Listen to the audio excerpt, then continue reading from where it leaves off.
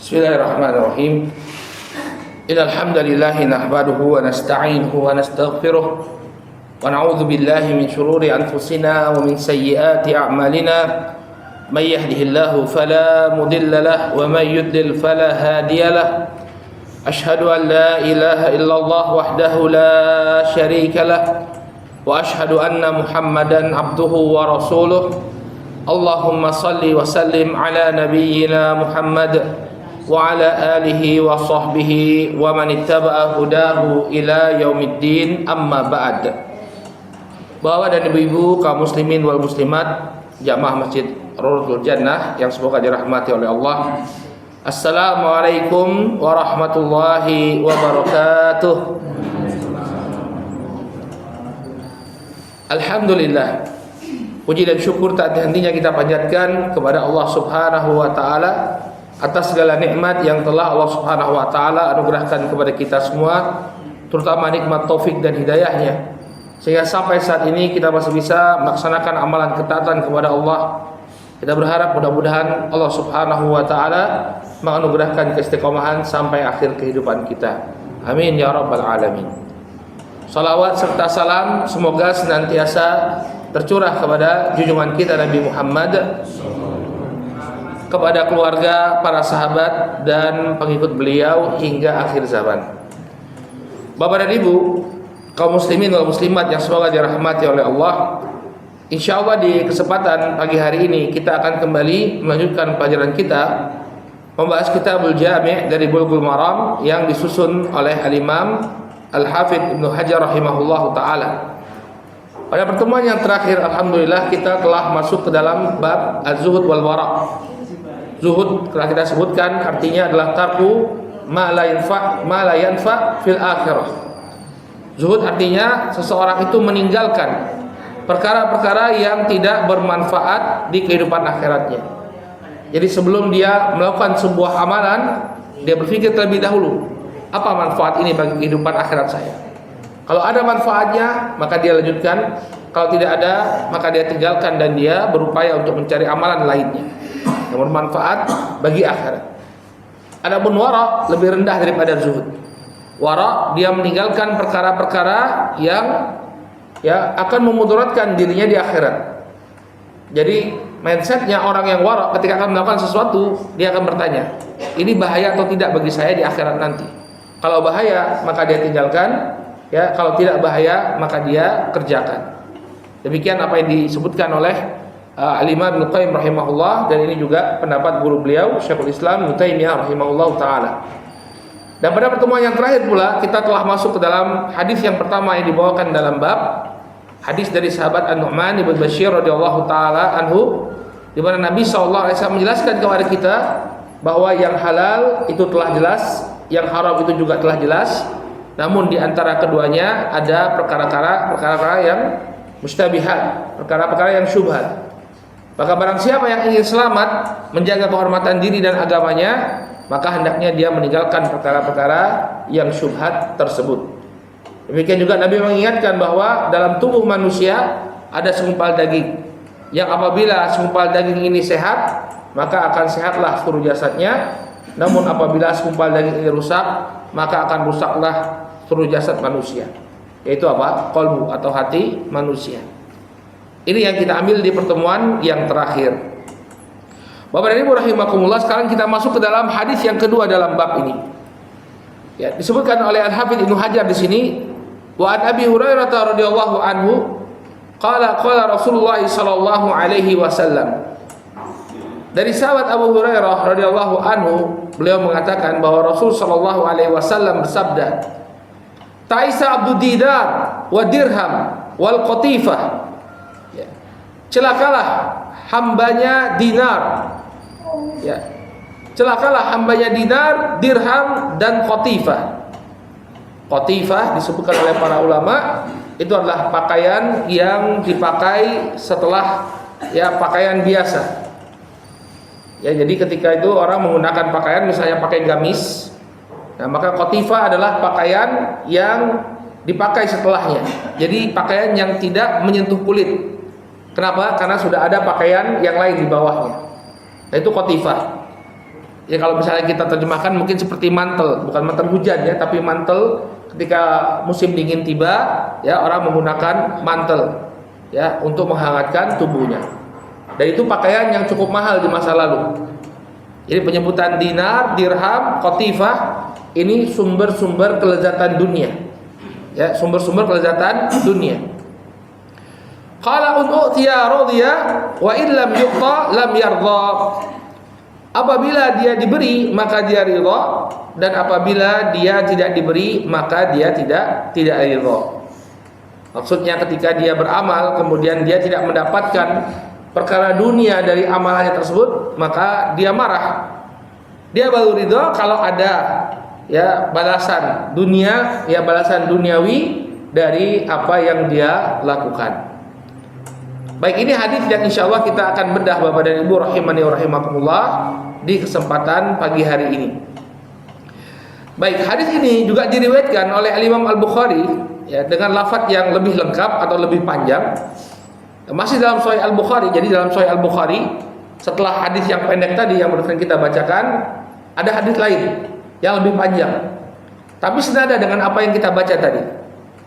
Ya, masih dari Abu Hurairah radhiyallahu taala anhu, dari Nabi SAW beliau mengatakan, Ta'isa abdud dinar wa abdud dirham wa abdul khamisah.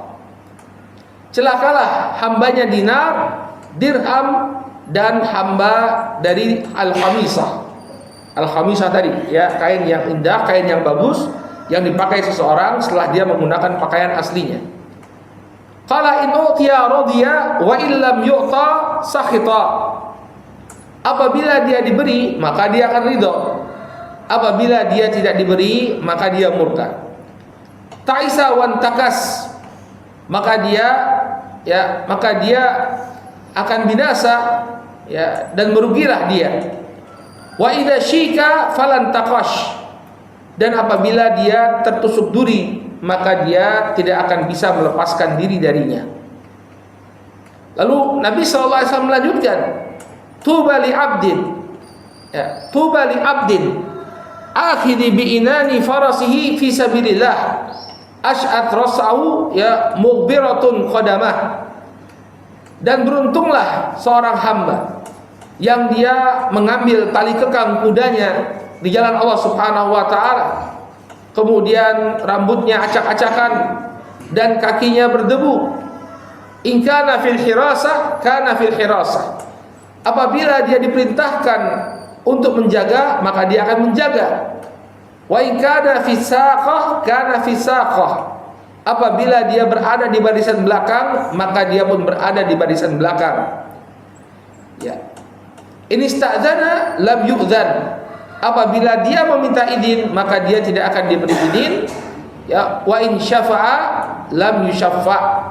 Apabila dia ingin memberikan syafaat maka syafaatnya tidak dianggap. Ini hadis yang lebih lengkap daripada lafaz yang pertama. Baik Bapak dan Ibu rahimani wa rahimakumullah, di dalam hadis ini ya Nabi SAW menyebutkan tentang dua hamba.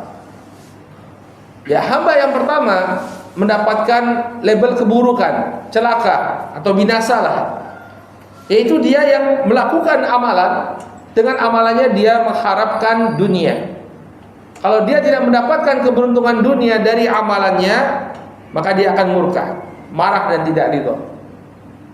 Kemudian Nabi SAW menyebutkan tentang hamba yang kedua. Ya, hamba yang kedua sebaliknya. Dia adalah orang yang melakukan amalan dengan penuh keikhlasan. Dia tidak ingin tampil di hadapan manusia. Ya, ketika dia berjihad, dia ambil tali kekang kudanya, kemudian dia bertempur, berjihad, sampai kemudian ya penampilannya acak-acakan, rambutnya acak-acakan, kemudian kakinya berdebu, penampilannya sama sekali tidak dia indahkan.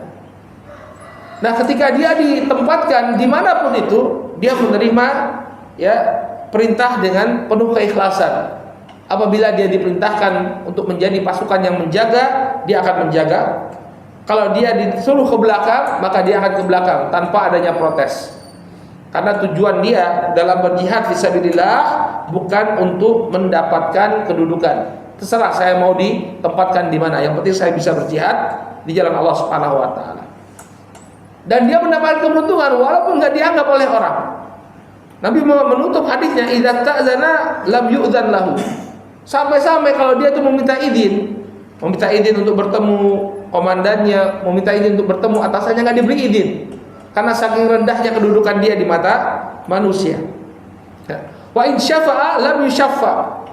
Kalau dia memberikan syafaat itu perantaraan ya untuk mendapatkan kebaikan. Ya, kalau bahasa kita sekarang gampangnya lobby.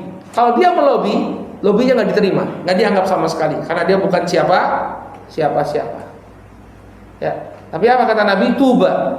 Ya, keberuntunganlah bagi orang-orang ini.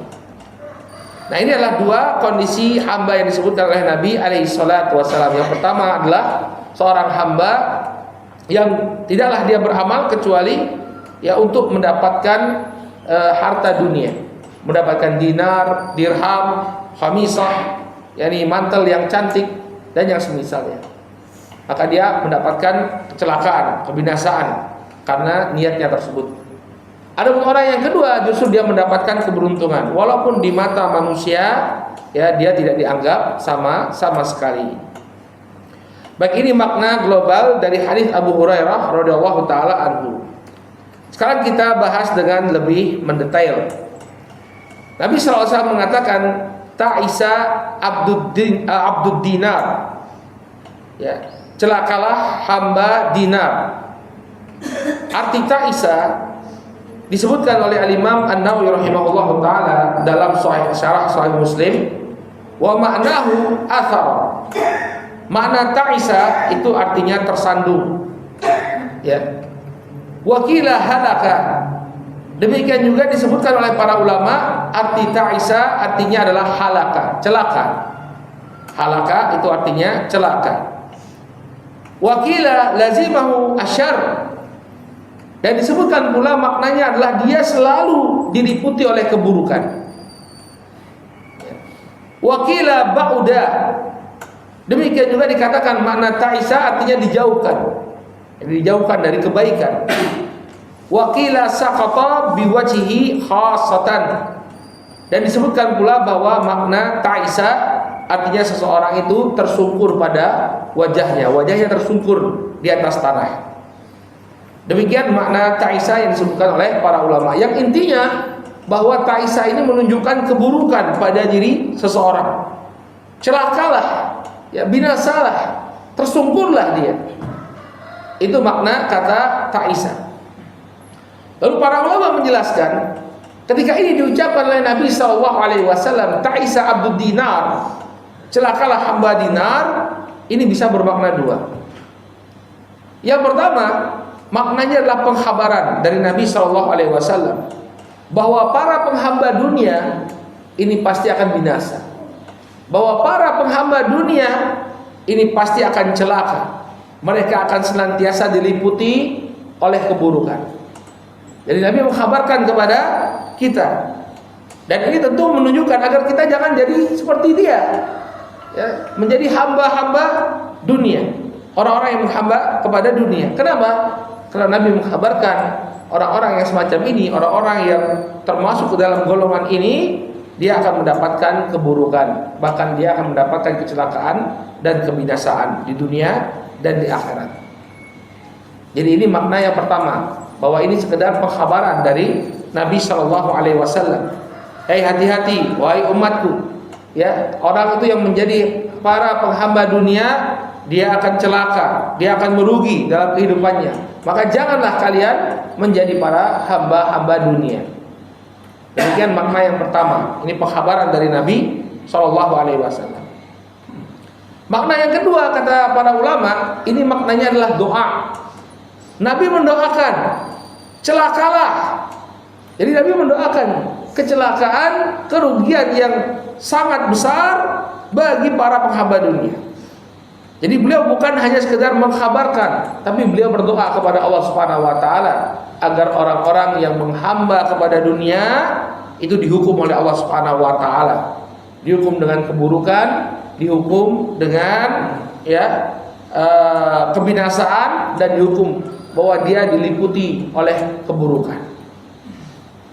Nah, terlepas dari perbedaan penafsiran para ulama, apakah ini pengkhabaran dari Nabi ataukah doa dari beliau alaihi salatu wassalam, tetap saja ini menunjukkan keburukan. Artinya janganlah Anda itu menjadi hamba dunia. Janganlah Anda menjadi hamba dunia. Ya, melakukan satu amalan hanya ingin mendapatkan kehidupan dunia. Nah, sekarang apa makna hamba dinar? Dinar itu Bapak dan Ibu rahimakumullah, artinya adalah uang yang terbuat dari emas. Ya, adapun dirham itu adalah uang yang terbuat dari perak. Dahulu di masa Nabi Shallallahu Alaihi Wasallam, dua hal inilah yang dijadikan sebagai alat tukar, seperti uang di masa kita. Jadi kalau dinar, emas, itu diambil dari tradisinya orang-orang Romawi. Jadi bangsa Arab ketika itu mendapatkan pengaruh dari dua imperium besar yang mengapit mereka. Jadi ada imperium Romawi, ada imperium Persia. Nah, imperium Romawi mereka menggunakan mata uang berupa emas. Ini disebut sebagai dinar. Adapun imperium Persia itu menggunakan mata uang dari perak yang disebut sebagai dirham. Ya, maka inilah mata uang yang dipakai di masa Nabi alaihi salatu wassalam. Maka Nabi SAW menghabarkan bahwa ya celakalah hamba dinar, hamba dirham, dan hamba al-khamisah. Apa makna hamba di sini? Disebutkan oleh Fadilatul Syekh Shalih Al-Munajjid hafizahullah taala, Abdud dinar, Nabi SAW menyebutkan hamba dinar, adafa al-ubudiyah ila dinar lianna hadar rajul ta'allaqa qalbahu bidinar kama yata'allaqu qalba abdi bi rabbih. Di sini Nabi SAW menyebutkan hamba dinar. Maksudnya apa? Ketika beliau menyandarkan penghambaan seseorang kepada dinar, itu karena seseorang ya, ketika dia menggantungkan hatinya kepada dinar tadi, sebagaimana dia menggantungkan hatinya ya kepada Rabbnya, fakana dinar akbar hammuhu faqaddamahu ala taati rabbih. Maka dinar itu menjadi cita-citanya. Ya, uang itu menjadi cita-citanya. Yang ada di benaknya itu hanya uang. Bagaimana cara mendapatkan uang? Ya, faqaddamahu ala taati rabbih. Maka kemudian dia prioritaskan uang tersebut daripada ketaatan kepada Rabb-nya. Dan ini sering sekali kita lihat dalam kehidupan kita sehari-hari. Contohnya bagaimana? Seseorang meninggalkan sholat dengan alasan ya dia masih harus bekerja mencari uang. Ketika terdengar suara adzan Allahu Akbar, Allahu Akbar, ya dia tidak penuhi panggilan Allah Subhanahu wa taala. Kenapa? Sibuk mencari uang. Contoh lainnya lagi, Allah Subhanahu wa taala melarang dia dari melakukan perbuatan-perbuatan atau pekerjaan-pekerjaan tertentu. Sebab kita singgung ya, seperti riba atau bekerja di rantai usaha minuman keras. Tapi dia tetap kerjakan. Padahal Rabb-nya Allah Subhanahu wa taala yang telah memberikan dia rezeki melarang pekerjaan tersebut. Tapi dia tidak indahkan. Ya, bagaimana caranya agar dia mendapatkan uang? Atau sebagian orang ya dilarang oleh Allah Subhanahu wa taala untuk mengambil harta ya sesama dengan cara yang zalim. Tapi dia nggak peduli. Dia ambil harta sesama secara zalim. Entah itu melalui transaksi riba atau dia melakukan tindakan korupsi. Maka semua orang yang dia ya menjadikan tujuannya adalah dunia, ya dinar dan dirham, ya uang tadi dia jadikan sebagai tujuan hidupnya, ya sampai kemudian dia mengedepankan uang tersebut daripada perintah Allah Subhanahu wa taala, maka seakan-akan dia telah menjadikan ya uang ini sebagai Rabb-nya dan dia sebagai hambanya. Ya, dia taat, dia ingin melakukan apa saja untuk mendapatkan uang tersebut. Ya. Wa kadzalika kana haluhu ma'a dirham. Ya, demikian juga dengan dirham, ya, hamba dirham. Dia bagaimana caranya untuk mendapatkan dirham? Dia tinggalkan ketaatannya kepada Allah Subhanahu wa taala, dia melanggar syariat Allah Subhanahu wa taala, maka seakan-akan dia telah menjadi hamba bagi dinar dan dirham tersebut. Ya. Fa hada yubayyinu hala man ya'budu dunya wa yatadallul liha. Maka ini menunjukkan keadaan orang-orang yang menghamba kepada dunia, yang merendah kepada dunia. Wa yakhda'u laha, dia rendahkan dirinya untuk mendapatkan dunia. Fatakunu manahu wa ghayatuhu, maka dia jadikan dunia itu menjadi tujuan dia. Bagaimana agar dia bisa kaya sekaya-kayanya? Yang ada di benaknya adalah uang. Bagaimana agar saya bisa memiliki uang? Ya, yang ada di benaknya adalah dunia. Bagaimana saya punya aset di sini dan di sana? Ya, sehingga kemudian dia ya menyampingkan Allah Subhanahu wa taala. Wa yarda min ajliha, dia ridho apabila ya mendapatkan dunia. Senang sekali ketika mendapatkan dunia dari apa yang dilakukan. Walidzalika samahu alaihi salatu wassalam abdan. Inilah yang menjadi sebab ya Nabi sallallahu alaihi wasallam menyebutnya sebagai hamba. Jadi yang bikin dia senang itu adalah dunia. Ya, ketika dia tidak mendapatkan dunia, dia tidak ridho. Ya, bahkan dalam amalan-amalan yang harusnya dia dengan amalan tersebut dia mendapatkan akhirat, dia pun gunakan itu untuk mendapatkan dunia. Misalnya seorang melakukan ibadah, ya, dengan ibadah tersebut dia menginginkan untuk mendapatkan pujian di mata manusia. Maka ketika dia mendapatkan pujian tersebut, dia akan gembira dan bahagia. Tapi ketika pujian itu tidak dia dapatkan, maka dia akan sakit hati. Saya sudah susah-susah ya bayar sekian untuk berangkat umrah misalnya atau berangkat haji. Ketika pulang tidak ada orang yang memanggil saya sebagai Pak Haji dan Bu Haji. Marah dia. Ya. Bahkan sebagian orang itu kalau di undangannya tidak disebutkan gelar hajinya nggak mau datang. Ya. Maka apa sebenarnya tujuan Anda beribadah? Apakah tujuannya untuk mendapatkan pujian manusia? Kalau Anda tidak dapatkan itu Anda marah, maka sudah salah dalam niatnya. Inilah hamba dunia, orang-orang yang melakukan amalan demi dunia. Ketika dia tidak dapatkan dunia tersebut, dia marah. Ya, ketika dia tidak mendapatkan apa yang dia harapkan dari dunia, dia marah. Dia baru ridho, baru senang kalau dia mendapatkan balasan dari dunia. Maka orang-orang yang semacam ini, ya, kata Nabi Shallallahu Alaihi Wasallam, dia akan ya mendapatkan kebinasaan, mendapatkan kecelakaan, sampai-sampai dia dihukum oleh Allah Subhanahu Wa Taala. Wa idza syika falan taqash, kalau dia terkena duri maka dia tidak bisa mencabut duri tersebut. Jadi dia dihukum oleh Allah Subhanahu Wa Taala karena dia menghamba kepada dunia.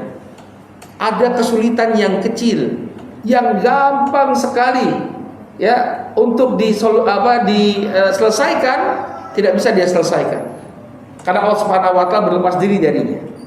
Wa idza syika falan taqash, kalau dia ya terkena duri maka dia tidak mampu untuk mencabutnya. Apa sih susahnya mencabut duri? Ya, ketika kaki kita terkena duri tinggal ambil set, selesai. Ini hamba karena dia saking menghambanya kepada dunia, lupa kepada Allah Subhanahu wa taala, Allah tidak berikan ya pertolongan kepada dirinya. Allah jadikan hidupnya demikian sulit. Jadi al-jaza' min jinsil amal. Kalau seseorang itu melakukan amalan karena Allah Subhanahu wa taala, maka Allah Subhanahu wa taala akan berikan kemudahan. Tapi sebaliknya ketika seorang hamba dia melupakan Allah Subhanahu wa taala, ya, maka segala sesuatu yang akan menjadi sulit. Disebutkan oleh Fadilatul Syekh Muhammad bin Shalih Al-Utsaimin rahimahullah taala dalam syarah beliau terhadap Riyadhus Shalihin, apa makna wa idza syika falan taqash? Maknanya adalah annallaha yusiru alaihi al-umur hatta syaukah la yaqdiru an yutalli'aha ya min badanihi idza syika ay asabathu asy-syaukah falan taqash. Bahwa Allah Subhanahu wa taala akan menjadikan segala sesuatunya sulit bagi dia. Dia punya harta, dia punya kemewahan, tapi itu tidak membawa kebahagiaan bagi dirinya. Kenapa? Allah buat sulit bagi dirinya. Hatta syauqah, sampai sepotong duri, ya, dia tidak mampu untuk mencabutnya. Padahal mencabut sepotong duri ini pekerjaan yang sangat mudah, tapi dia tidak mampu untuk melakukannya sebagai hukuman dari Allah Subhanahu wa taala. Maka inilah Bapak dan Ibu rahimani wa rahimakumullah, balasan dari Allah Subhanahu wa taala untuk para penghamba dunia.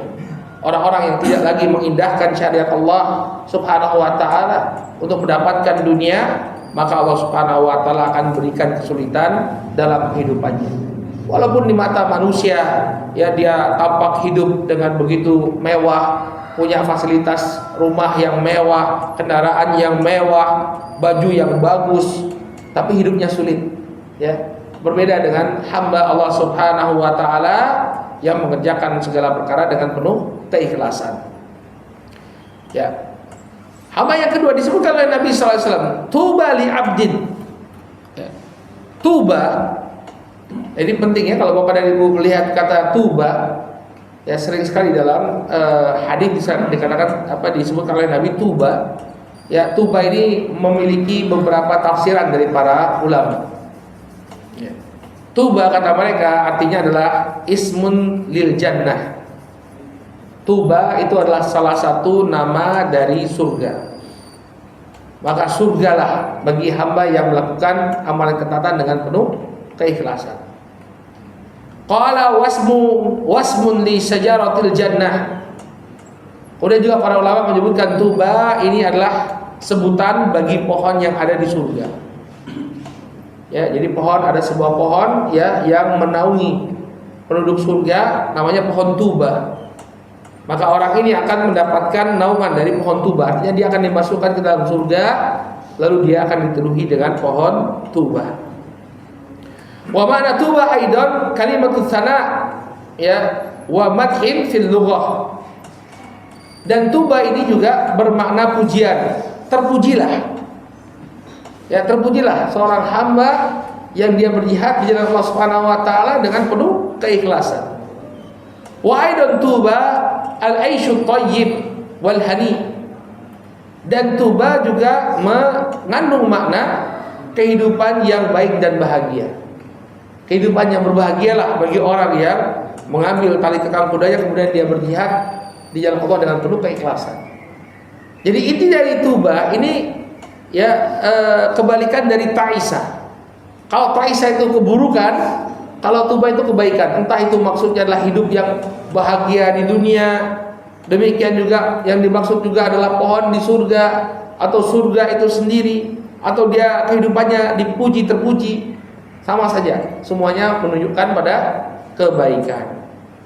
Ya. Maka kemudian kata Nabi Shallallahu Alaihi Wasallam, ya, tuba li abdin, tuba li abdin akhidin bi ina'i farasihi. Ya, maka kebaikanlah atau surgalah bagi seorang hamba yang mengambil tali kekang kudanya fi sabilillah. Ya, di dalam berjihad di jalan Allah Subhanahu wa taala. Jadi ini Nabi bercerita tentang atau menyebutkan tentang hamba yang kedua yang berbeda jauh dengan hamba yang pertama. Kalau hamba yang pertama tadi orang-orang yang beramal untuk mendapatkan dunia. Kalau yang kedua ini dia mengambil tali kekang kudanya untuk berjihad di jalan Allah Subhanahu wa taala.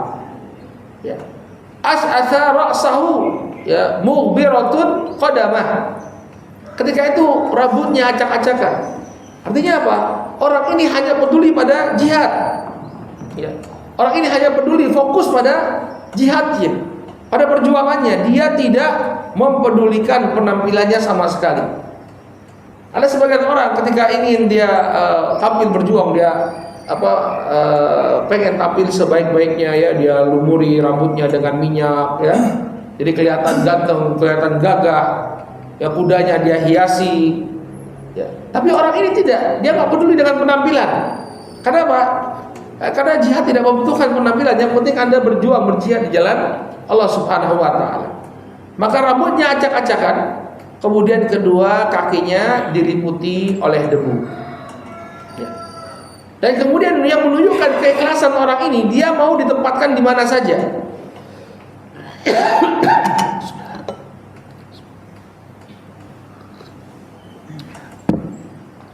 Qala in kana fil hirasah, kana fil hirasah. Apabila dia diperintahkan untuk mengawal, ya, hirasah itu artinya menjaga, maka dia bersedia saja untuk menjadi penjaga. Ya, tidak ikut berperang secara langsung, tapi mungkin menjaga atau mengawal komandan, mengawal panglima. Ya, satu kedudukan yang mungkin tidak akan melambungkan namanya. Ya, berbeda dengan orang-orang yang berjuang di front terdepan, menampakkan kegagahannya, menampakkan keberanian. Tapi ini cuma berjaga. Misalnya yang lainnya istirahat, dia jaga, dia berjaga malam. Nggak ada orang yang melihat dia, nggak ada orang yang mengenal dia. Ya, tidak ada orang yang melihat keberaniannya. Ya, cukup tukang jaga saja. Tapi dia menerima penempatan tersebut dengan penuh lapang dada, nggak apa-apa. Yang penting saya dilibatkan dalam jihad fisabilillah. Ya, jadi resimen penjaga saja nggak jadi masalah. Kalau wa in kana fisaqah, kana fisaqah. Kalau dia diperintahkan untuk berada di bagian belakang, dia akan mundur ke belakang, Bapak dan Ibu. Nggak ada kemudian, wah saya kalau di belakang nggak dilihat orang dong, nggak punya posisi. Ya, ibaratnya posisi yang tidak mengenakan dalam berjihad, ya. Yang tidak membuat seseorang itu mendapatkan pujian. Tapi dia tetap saja, ya, untuk apa? Untuk menempati tugasnya itu dengan sebaik-baiknya. Nah, ini penting sekali bagi kita, ya. Kalau kita bawa konteks ini dalam dakwah, ya, dalam dakwah, tidak semua orang itu harus tampil dalam dakwah. Ada orang-orang yang bekerja di belakang layar dengan apa yang dia mampu. Ya, maka ketika kita bisa berjihad di jalan Allah Subhanahu wa taala dalam konteks dakwah, tidak semua orang itu harus tampil. Ada tempat-tempat yang memang membuat orang itu tidak dikenal, tapi tidak jadi masalah. Yang penting itu kita punya peran. Ya, yang penting kita punya peran. Ada yang bertugas misalnya menyediakan konsumsi misalnya dalam acara pengajian, ya. Bukan dia yang kasih sambutan, bukan dia yang membuka pengajian tersebut, tapi tugasnya di belakang kasih konsumsi. Ada yang bertugas di seksi dokumentasi, ya, dia mendokumentasikan acara dan semisalnya. Maka dimanapun kita ditempatkan, hendaknya kita lakukan tugas kita itu dengan penuh keikhlasan, walaupun Anda nggak tampil. Kadang ada sebagian orang kerja enggak, tampilnya mau. Maka ini suatu hal yang sangat tercela. Ya. Tapi orang itu hendaknya apa? Dia laksanakan tugasnya dengan sebaik-baiknya, walaupun mungkin dia tidak disorot oleh kamera, walaupun dia nggak dilihat oleh manusia. Ya, tapi dia laksanakan tugasnya dengan sebaik-baiknya. Coba lihat pasukannya ini yang dipuji oleh Nabi SAW. Ya, dia ada di barisan belakang, nggak tampil dia, di belakang saja. Ya, atau ditempatkan sebagai pasukan penjaga, ibaratnya sebagai satpam, ya, yang mengawal, nggak kelihatan dia. Ya, tapi dia rela. Yang penting saya ikut sertakan dalam berjihad di jalan Allah Subhanahu wa taala. Fadilatul Syekh Muhammad bin Shalih Al-Utsaimin dalam Syarah Riyadhus Shalihin, beliau menyebutkan maknahu annahu la yubali. Ya. Maknanya dia tidak peduli di manzilah mana, ya, dia ditempatkan, di posisi mana dia ditempatkan. Idza kanat fiha maslahah, ya, idza kanat fiha maslahatul jihad. Dimanapun itu, yang penting itu memberikan manfaat terhadap jihad. Ya, mau ditaruh di depan, oke, di belakang, oke, jadi penjaga, oke, jadi tukang masak, oke. Yang penting saya ikut serta dalam jihad dan bisa memberikan manfaat terhadap jihad di jalan Allah Subhanahu wa taala. Ya, fa innahu yakunu fiha hada huwa alladhi ribhud dunya wal akhirah. Dimanapun dia ditempatkan, yang penting dia bisa ikut jihad, maka dia akan mendapatkan keuntungan dunia dan akhirat yang sesungguhnya. Jadi luar biasa orang yang kedua ini ikhlasnya. Ditaruh dimanapun dia bersedia. Yang penting dia bisa ikut serta dalam jihad di jalan Allah Subhanahu wa taala. Walaupun karena posisinya tadi bukan posisi yang di depan, bukan posisi yang bisa dilihat oleh manusia, menyebabkan dia nggak terkenal. Makanya kata Nabi sallallahu alaihi wasallam, "Idza sta'dzana lam yu'dzan lahu." Kalau dia minta izin nggak dikasih izin. Kamu ini siapa? Nggak pernah kelihatan dalam jihad, padahal dia menjaga, tugasnya masya Allah, tugasnya vital. Tapi karena nggak kelihatan, orang nggak kenal. Kamu ini siapa? Ketika dia meminta izin nggak dikasih, karena nggak dikenal oleh para pejabat, nggak dikenal oleh para petinggi. Wa in syafa'a lam yusyaffa. Kalau dia memberikan syafaat, dia melobi, tolong dong ini saya punya saudara ini, nggak dianggap karena dia bukan siapa-siapa.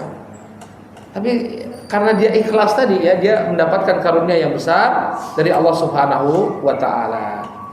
Baik, wallahu taala a'lam. Inilah makna dari hadis ya celaka hamba dunia. Nah, sekarang kita akan coba Bapak dan Ibu rahimani wa rahimakumullah ambil beberapa faedah dari hadis ini ya. Disebutkan oleh para ulama di antara faedahnya yaitu boleh mendoakan kejelekan kepada pelaku kemaksiatan. Jadi secara umum ya kita doakan ya, semoga para pelaku kemaksiatan ini dihukum oleh Allah Subhanahu wa taala, yang demikian diperbolehkan.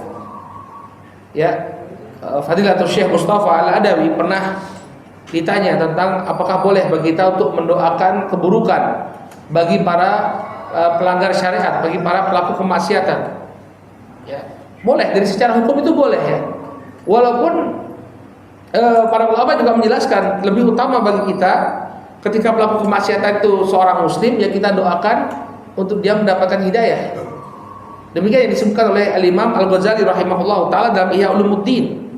Ya, kalau ditanya mana yang utama, kita doakan hidayah. Tapi kita dapati terkadang Nabi SAW mendoakan keburukan bagi para pelaku kemaksiatan. Sebagai apa? Sebagai zajr, sebagai peringatan bagi mereka. Hati-hati loh kamu melakukan seperti ini. Ada orang-orang yang mendoakan keburukan. Maka yang demikian diperbolehkan.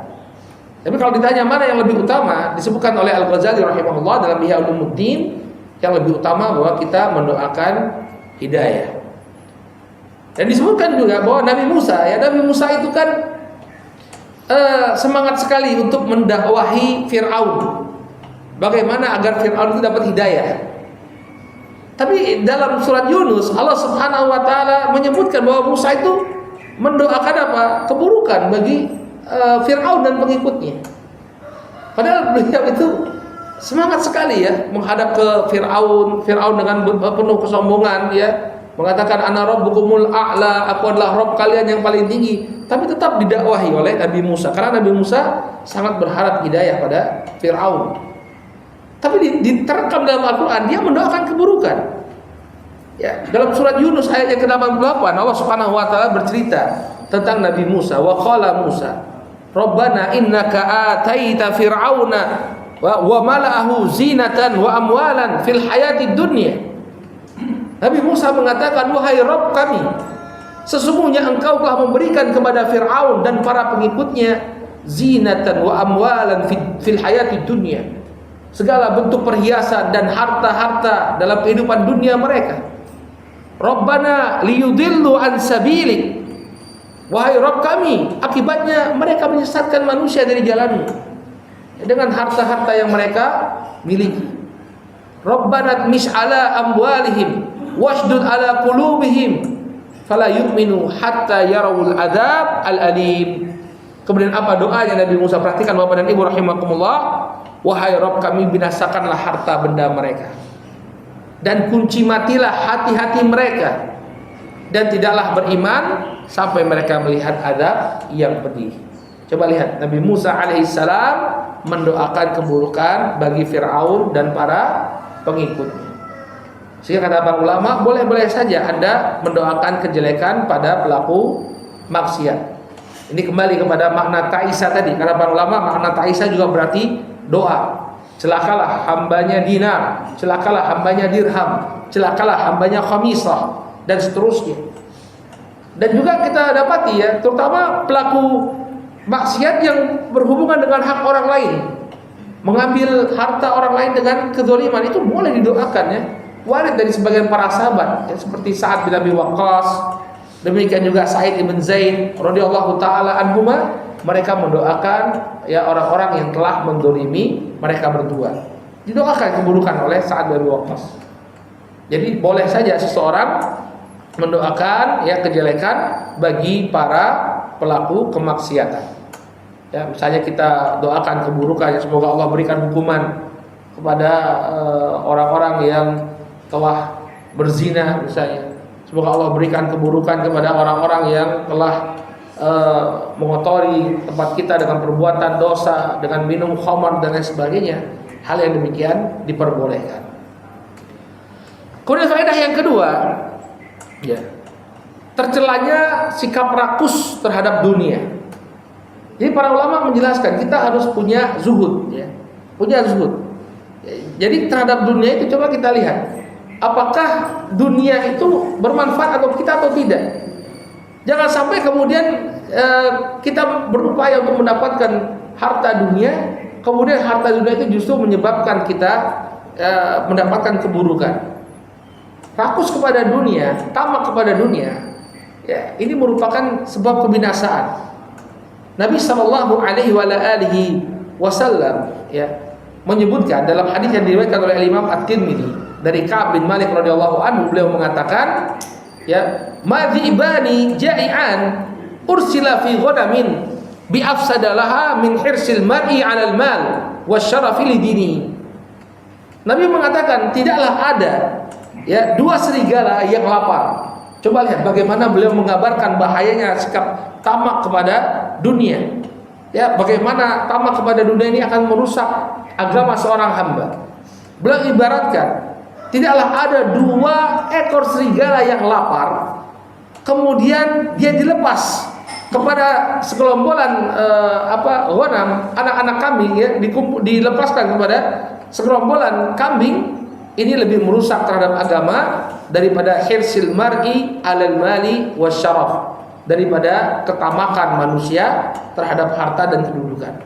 Artinya kalau dibandingkan, kita jelas ya, kalau ada dua serigala lapar kemudian dilepaskan, ya, ke kandang kambing, maka mereka akan menghabisi kambing-kambing tersebut. Lapar dia. Ya, bukan hanya serigala biasa, serigala yang kenyang yang baru saja makan, tidak, lapar. Lalu diberi mangsanya di hadapan dia, silakan kamu makan mangsa-mangsamu ini. Maka tentu serigala tadi akan memaksa domba-domba tadi, memaksa kambing-kambing tadi.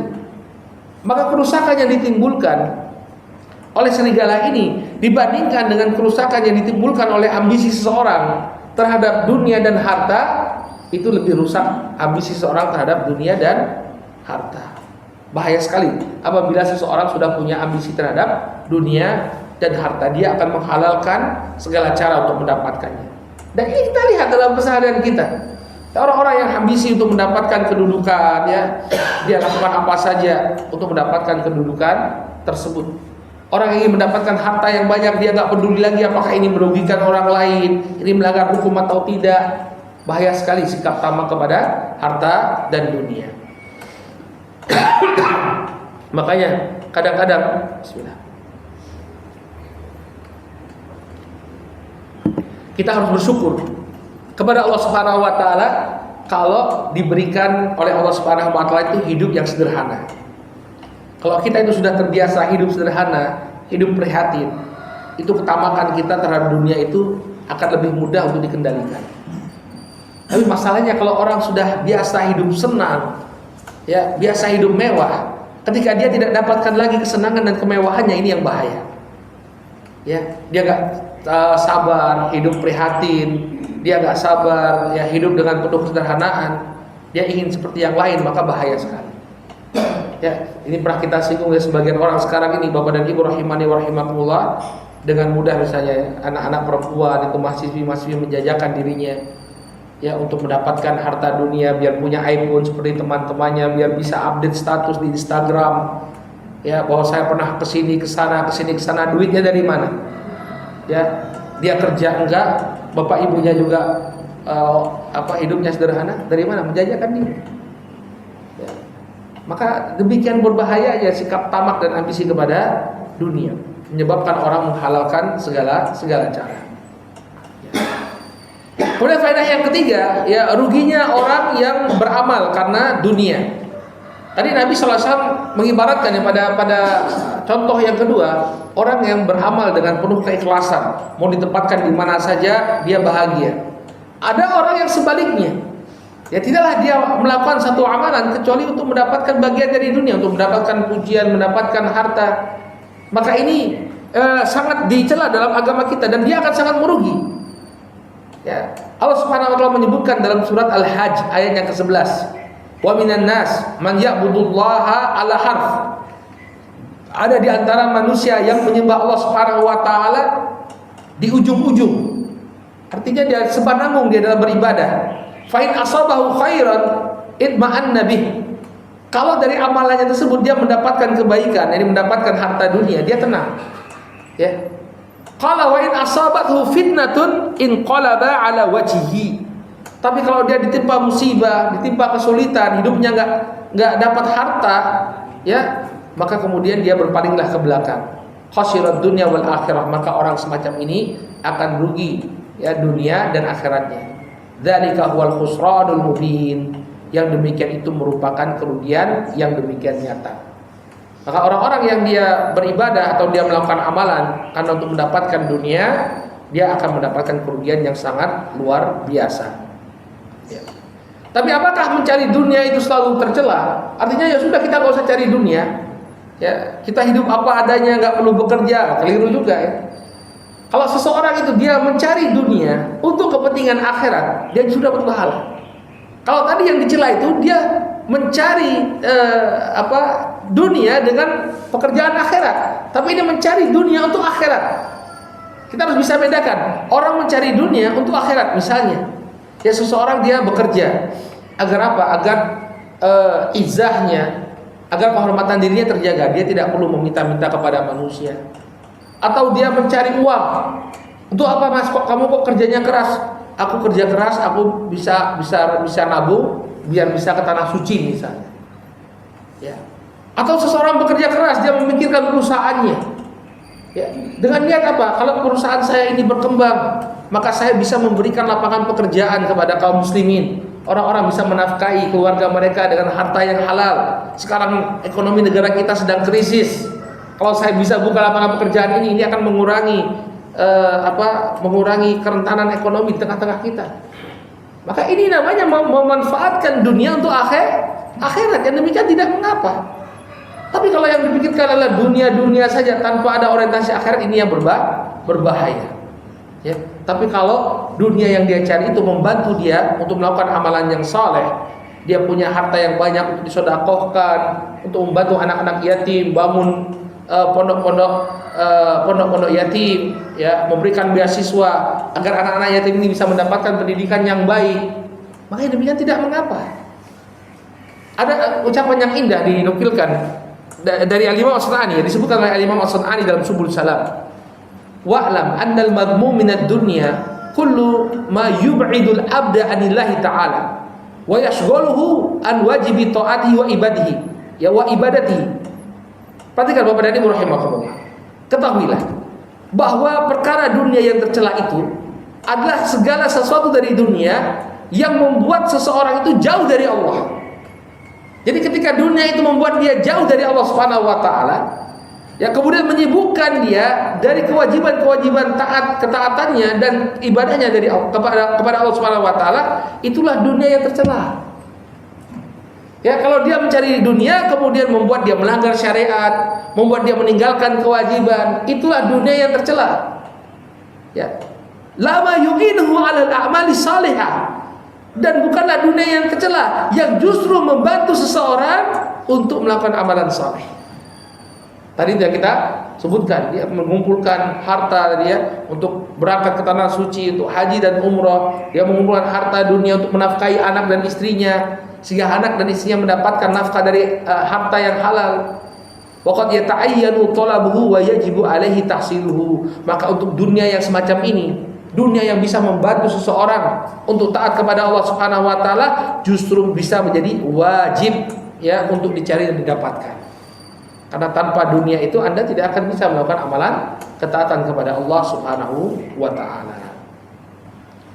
Kemudian faedah selanjutnya, Bapak dan Ibu rahimakumullah, bahwa disyariatkannya mengatur pasukan dalam jihad. Ya, yang namanya Islam itu adalah agama strategi. Artinya ada strategi yang dijalankan untuk mendapatkan kemenangan. Di antaranya dalam berjihad, ya. Dalam berjihad diatur, ada pasukan yang di depan, di belakang, jaga kanan kiri. Maka jangan kemudian Islam itu kemudian acak-acakan tanpa ada strategi. Ini menunjukkan bahwa kita didorong untuk berstrategi dalam perjuangan kita.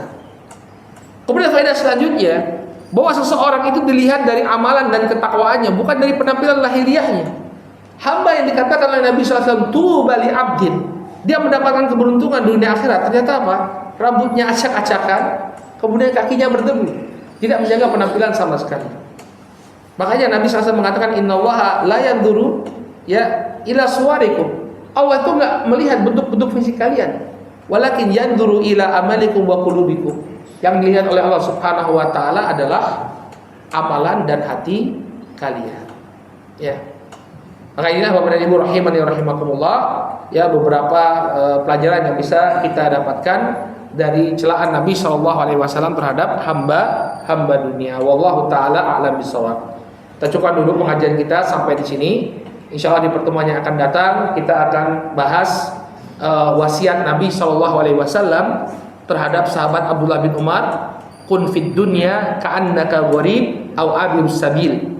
Jadilah engkau di dunia ini seperti orang yang asing atau orang ya yang sedang melakukan perjalanan. Baik, kita cukupkan dulu sampai di sini. Kemudian kalau ada yang ingin ditanyakan kami persilahkan. Tafadhalu barakallahu fikum. Kalau ada yang ingin ditanyakan berkaitan dengan tema yang disampaikan. Kalau tidak ada, kita cukupkan di sini. Ya, kita cukupkan dulu sampai di sini. Mudah-mudahan Allah Subhanahu wa taala ya jadikan kita sebagai orang-orang yang berorientasi akhirat. Tidaklah kita mengumpulkan harta dunia, melainkan untuk kehidupan yang kekal abadi bahagia di surganya Allah Subhanahu wa taala. Mudah-mudahan kita semua mendapatkan kemudahan, mendapatkan taufik dan hidayah dari Allah Subhanahu wa taala untuk melakukan itu semua, dan mudah-mudahan Allah Subhanahu wa taala menutup kehidupan kita dengan husnul khatimah. Amin ya rabbal alamin. Subhanakallahumma wa bihamdika asyhadu an la ilaha illa anta astaghfiruka wa atubu ilaik. Assalamualaikum warahmatullahi wabarakatuh.